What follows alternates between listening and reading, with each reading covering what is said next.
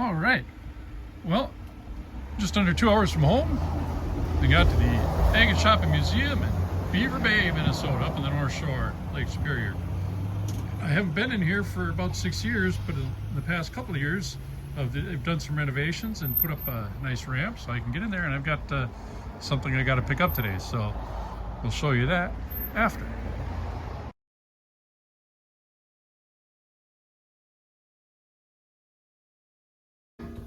All right, so there is the barrel and the tumbler. Big barrel. Heading out. You got your work cut out now.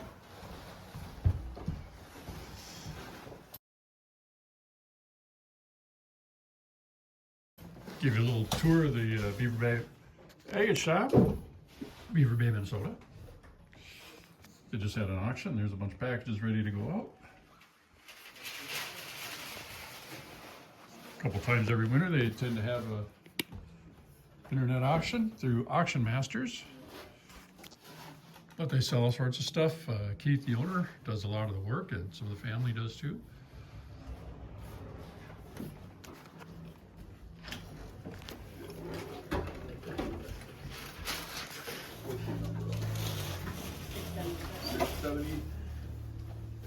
$677. Okay.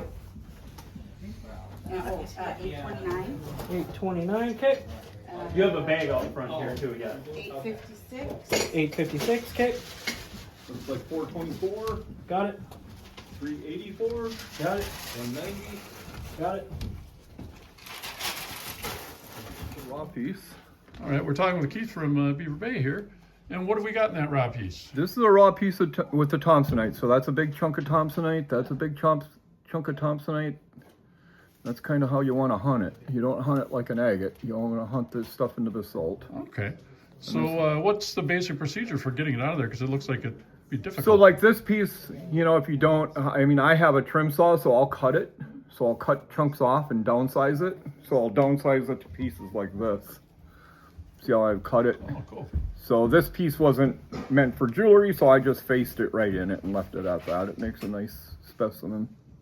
And then if not, then I work them out to where they're totally out. Or like this, where they're totally out. So where in the world do people find Thomsonite? That's up by Grand Marais. It's 4 miles this side of Grand Marais. Okay, there's that a is wayside real close rest to there. here. Cut face wayside rest. Okay. And it's there. It's the only spot to go hunt it. So then besides the polished pieces, what can we do with it? Well, I make jewelry out of it. Like that.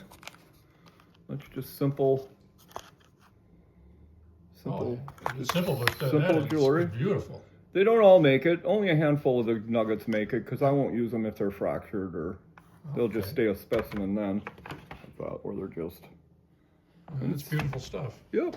So that's one of the big things up here is Thomsonite. And I've got a few chunks at home that I've got to get braver about and start fixing up. But And if you don't, I mean, the most affordable is get like a Dremel. I started with a Dremel with a flex shaft, and you can get the little cutter wheels, the little sanding drums, and that's the most economical because then you can just sit and work around that. You know, not everybody can afford a saw to cut them. And yeah. Well, great. Well, thank you, Keith. I appreciate Yeah, it. you I'm bet. going to get that tumbler going in probably a couple weeks after it warms up just a hair outside. Yeah. But thank you. Good seeing you. Yep, it was good to be here. All right.